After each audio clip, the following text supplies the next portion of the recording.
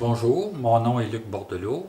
Je vous souhaite la bienvenue au nom du Mouvement pour une démocratie nouvelle, le MDN. Le MDN a décidé de produire une série de webinaires sur différents aspects liés à la réforme du mode de scrutin. Par ces webinaires, nous souhaitons fournir une information accessible et abordable sur la problématique de la réforme du mode de scrutin aux membres et sympathisants ainsi qu'à toute autre personne intéressée à ce sujet. Et on compte un total de 5 webinaires à l'heure actuelle. Le premier porte sur le concept de démocratie, les régimes politiques et leurs liens avec les modes de scrutin. Le deuxième webinaire touche le mode de scrutin actuel au Québec et au Canada, c'est-à-dire le système majoritaire uninominal à un tour. Nous verrons ce qu'il en est et aussi nous le critiquerons. Le troisième webinaire porte sur les alternatives au mode de scrutin actuel, c'est-à-dire essentiellement les modes de scrutin de la famille proportionnelle ainsi que les modes mixtes, qui combinent des aspects de la famille majoritaire et des aspects de la famille proportionnelle. Le quatrième webinaire porte sur les tentatives passées au Québec, au Canada et dans certaines provinces canadiennes de réforme du mode de scrutin. Tentatives qui ont toutes échoué jusqu'à maintenant, mais les perspectives à court terme sont meilleures. Et enfin, le dernier webinaire, le cinquième, touchera et exposera le modèle proposé pour le Québec par le MDN, ses partenaires et des partis politiques, c'est-à-dire le mode de scrutin proportionnel mixte compensatoire. Le contenu des webinaires est accessible à partir de nos plateformes, site web du Mouvement Démocratie Nouvelle, site web de la campagne Chaque voix compte et notre chaîne YouTube, etc. Nous espérons que le contenu vous sera utile et permettra de répondre à vos questions. Il sera d'ailleurs revisé périodiquement car ce dossier évolue très rapidement et à cet effet, vos commentaires et suggestions sont les bienvenus. Bon visionnement! Dans ce quatrième webinaire produit par le Mouvement Démocratie Nouvelle, nous allons aborder le thème des tentatives de réforme au Québec et au Canada.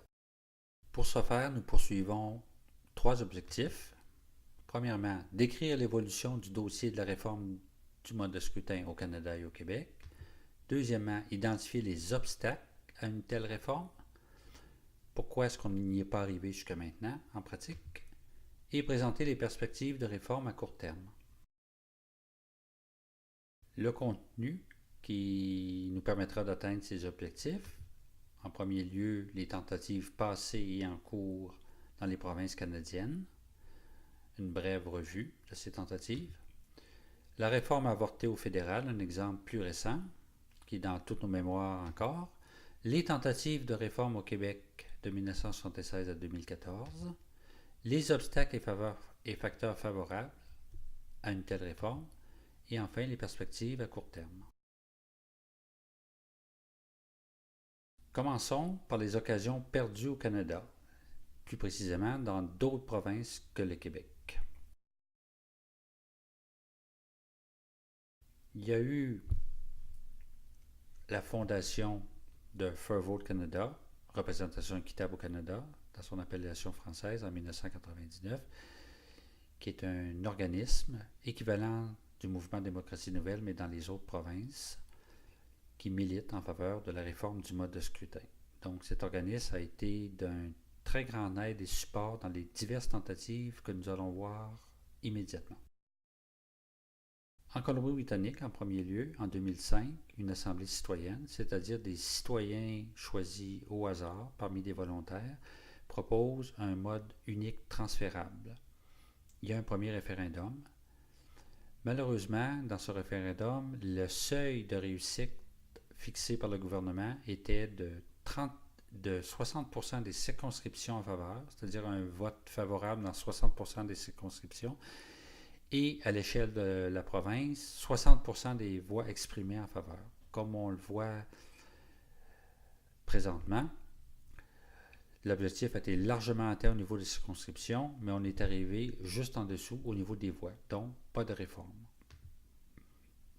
Autre tentative 4 ans après, en 2009, un deuxième référendum. Le contexte politique avait changé, était beaucoup moins favorable, et cette fois-ci, seulement que 9% des voix en faveur et 9% des circonscriptions. En Ontario, une autre assemblée citoyenne qui propose un système de proportionnel mixte, donc s'approchant un peu de ce que le MDN met de l'avant pour le Québec. Le référendum échoue, 39,7% des voix en faveur seulement. Il faut dire qu'aucun parti politique d'Ontario n'avait fait sérieusement campagne en faveur de la réforme et qu'il y avait une forte opposition, entre autres, au niveau des médias. D'autres occasions perdues au Canada, au Nouveau-Brunswick, un référendum annulé suite à un changement de gouvernement. Le nouveau gouvernement, n'étant pas en faveur de la réforme, décide de ne pas prendre de risque et annule tout simplement le référendum qui avait été prévu par son prédécesseur. L'île du Prince-Édouard, un premier référendum en faveur de la proportionnelle mixte, 36% des voix exprimées en faveur. On se reprend en 2016 avec une formule originale, c'est-à-dire on donne le choix aux électeurs entre 5 modes de scrutin possibles, alternatifs, et la proportionnelle mixte recueille 52% des suffrages exprimés. Donc, est-ce qu'on y est? Non, parce que le gouvernement en place va invoquer le fait que seulement qu'il y a eu participation de seulement 36% du corps électoral pour dire que le résultat n'est pas significatif, alors que ce critère de participation n'avait jamais été mentionné auparavant. Au fédéral, une réforme avortée qui est dans tous nos souvenirs, débute par la promesse du candidat et ainsi premier ministre Justin Trudeau en 2015, disant que l'élection de 2015 sera la dernière élection avec le mode de scrutin majoritaire uninominal à un tour. Début 2016, un comité spécial sur la réforme électorale, un comité de la Chambre des communes est formé, avec des députés et députés de tous les partis, et des consultations extensives auront lieu tout au long de l'année 2016. Audience du comité spécial à Ottawa, dépôt de mémoire par des individus et organismes, tournée du comité spécial dans les grandes villes canadiennes, appel à tous les députés de peu importe le parti de consulter leurs électeurs et électrices sur la question, et finalement un sondage pan-canadien à la fin 2016 sur le sujet, où curieusement aucune question précise n'était posée sur les préférences des répondants sur la réforme, sur le mode de scrutin qu'ils préféraient. Il y aura dépôt d'un rapport majoritaire et minoritaire du comité spécial. Le rapport majoritaire, écrit par les députés du conservateur, du NPD et du Bloc québécois, est en faveur d'une réforme, sous réserve que cette réforme soit approuvée par référendum par la population. Le rapport minoritaire, le rapport des députés du Parti libéral du Canada, prétend qu'il n'y a pas consensus dans la population sur la question et donc une réforme n'est pas requise. On ne sera donc pas surpris de voir que la réforme a été abandonnée par le gouvernement Trudeau et que le rapport a fait l'objet d'un rejet par un vote de la Chambre des communes, c'est-à-dire grâce à la majorité libérale. Passons maintenant aux tentatives au Québec, aux tentatives de réforme. Il y a eu des éléments déclencheurs, par exemple les renversements de volonté populaire de 1944 et 1966, qui ont vu dans les deux cas l'Union nationale obtenir une majorité de députés avec une minorité du vote populaire et même moins de voix que le principal parti d'opposition, c'est-à-dire le Parti libéral, à l'échelle du Québec. Mais ce n'est pas le Parti libéral du Québec qui va mettre le premier à son programme la modification du mode de scrutin, la proportionnelle plus spécifiquement. C'est le Rassemblement pour l'indépendance nationale, le RIN, dans son manifeste de 1964. Il va y avoir une importante réforme de la carte électorale en 1972 qui a corrigé certains irritants et distorsions de notre système électoral, mais insuffisante pour régler le cas des distorsions qui sont amenées spécifiquement par le mode de scrutin majoritaire uninominal à un tour, ce qui a été décrit en long et en large dans le deuxième webinaire. L'élection du Parti québécois en 1976, la réforme apparaît à son programme depuis 1968. Donc, on peut espérer qu'il va se passer quelque chose. Et en fait, le ministre chargé des institutions démocratiques, Robert Burns, publie un livre vert en 1979 intitulé Un citoyen et un vote, qui est favorable à une réforme du mode de scrutin. Mais malheureusement, le ministre Burns va quitter la vie politique peu après. Toutefois, René Lévesque, qui était premier ministre à l'époque, était en faveur personnellement d'une réforme. Et peu avant de quitter le pouvoir en 1996, va tenter de la faire adopter à l'Assemblée nationale.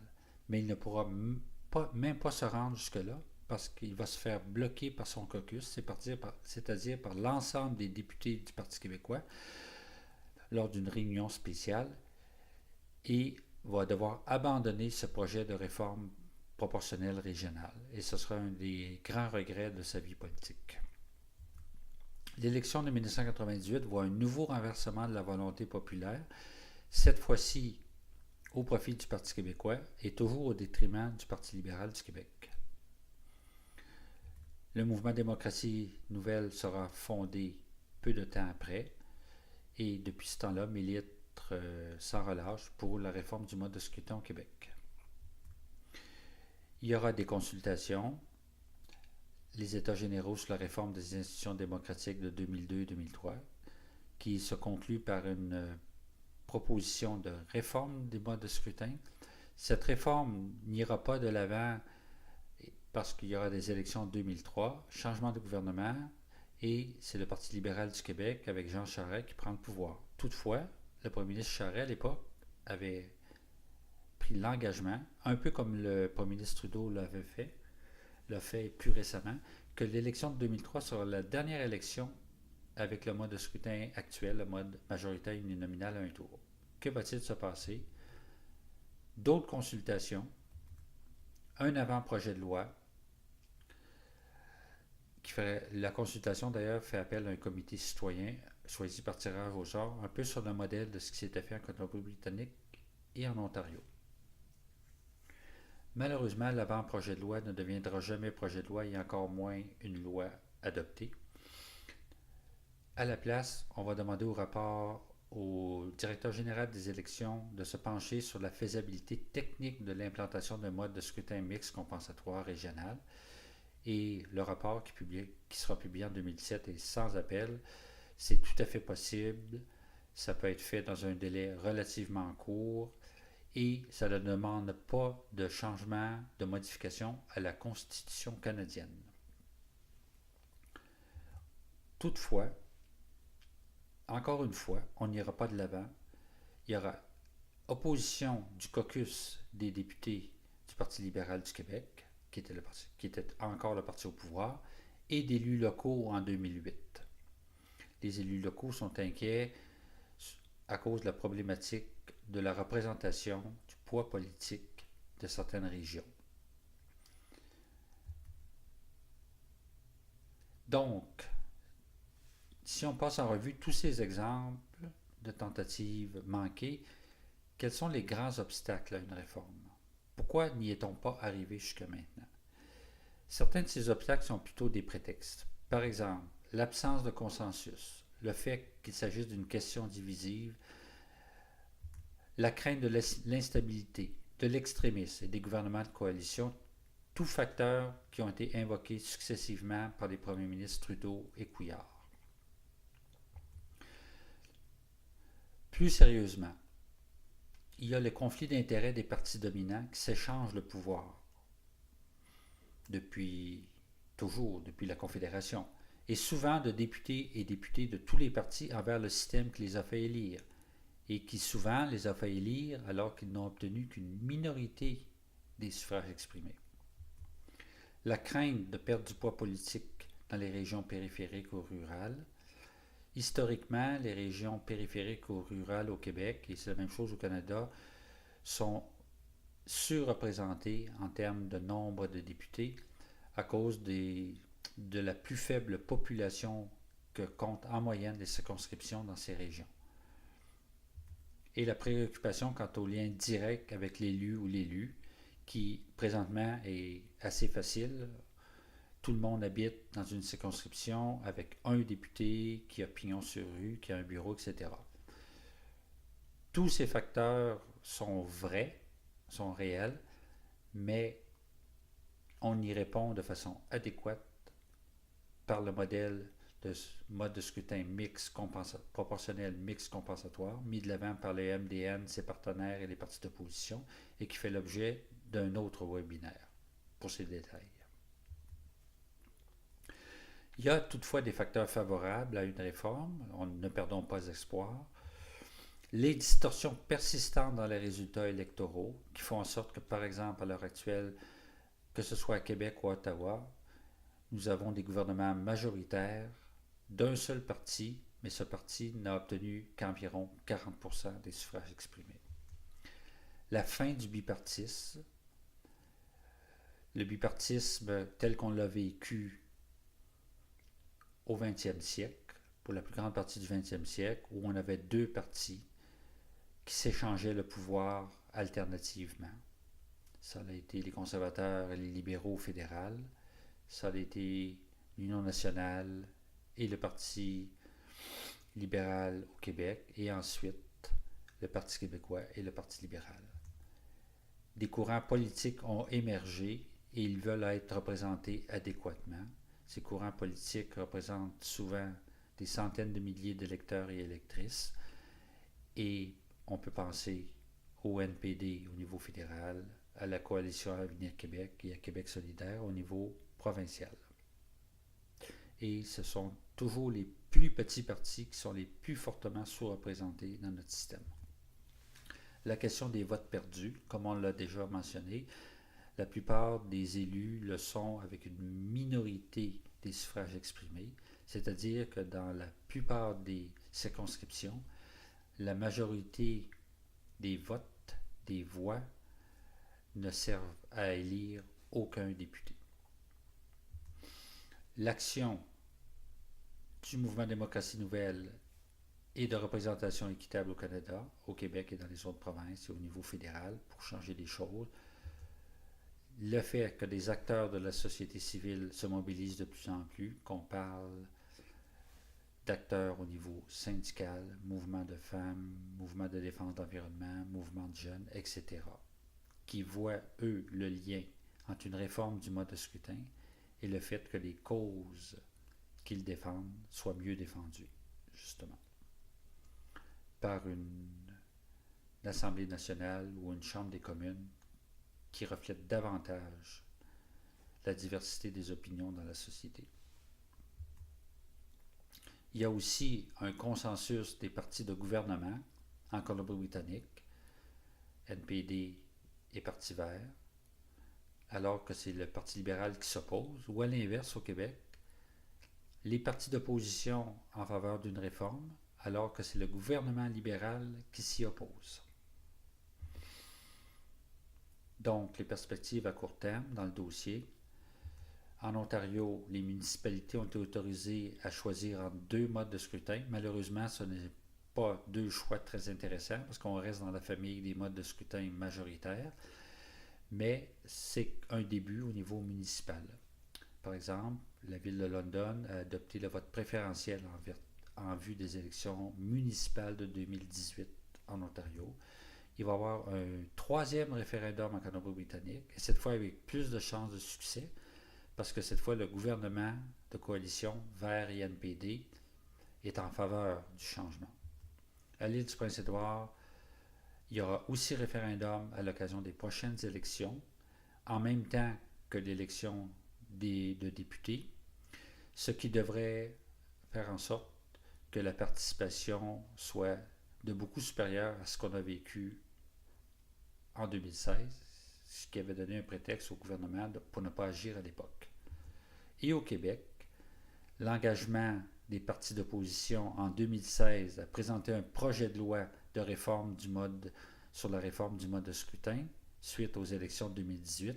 Cet engagement qui a été réitéré en mai 2018 en le précisant qu'un tel projet de loi serait présenté dans l'année suivant l'élection du 1er octobre 2018. Et donc, la réforme serait en vigueur pour l'élection de 2022.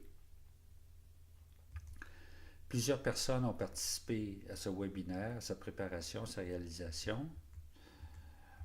Je les mentionne ici. Je les en remercie et vous remercie également de votre attention. Nous espérons que le contenu vous a plu. Si c'est le cas, nous vous invitons à partager cette vidéo. Pour en savoir davantage, il y a plusieurs moyens. Consultez le site web du Mouvement Démocratie Nouvelle, le site web de la campagne Chaque voix compte. Nous sommes également présents sur tous les réseaux sociaux. Il y a également nos publications écrites. Par exemple, un dépliant qui résume la problématique de la réforme du mode de scrutin en quelques pages. La publication de 2017, une réforme électorale au Québec, dans laquelle des acteurs et personnalités de différents domaines nous disent pourquoi, pour elles, la réforme du mode de scrutin est importante dans leur secteur d'activité. Et plus récemment encore, le rapport de la tournée des forums citoyens de l'automne 2017 qui contient nos plus récentes recommandations sur le modèle proposé pour le Québec. Il y a aussi des comités régionaux du Mouvement Démocratie Nouvelle. C'est un moyen de s'impliquer directement. Les coordonnées sont disponibles au bureau du MDN que vous pouvez contacter par téléphone ou par courriel. Merci encore et au prochain webinaire.